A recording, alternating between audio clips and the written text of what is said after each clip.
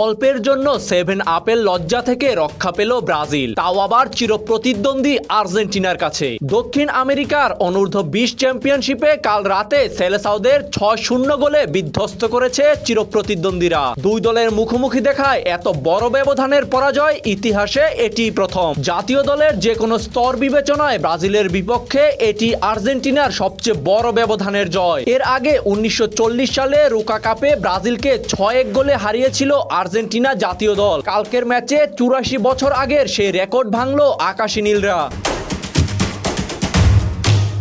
স্পেনের ভ্যালেন্সিয়ার missile Delgado স্টেডিয়ামে শুরুতে গোলের বন্যা বইয়ে দেয় আর্জেন্টিনা। 11 মিনিটের মধ্যেই আদায় করে নেয় 3টি গোল। 6 মিনিটে প্রথম গোলটি করেন ইয়ার সুবিয়াব্রে। 8ম মিনিটে আর্জেন্টিনাকে দ্বিতীয় গোলটি এনে দেয় 19 বছর বয়সী ফরওয়ার্ড এচেভেরি। এর ঠিক 3 মিনিট পর আত্মঘাতী গোল করে বসেন ব্রাজিলের রাইট ব্যাক ইগর সেরাতো। ব্রাজিলের জালে আরও 3বার বল জড়ানোর পর 2014 বিশ্বকাপে জার্মানির বিরুদ্ধে 7 গোল খাওয়ার দুঃসহ স্মৃতি ফিরে এসেছিল ব্রাজিলিয়ানদের মনে। সেই লজ্জা রুখতে পারাই এই ম্যাচে ব্রাজিলের একমাত্র সাফল্য।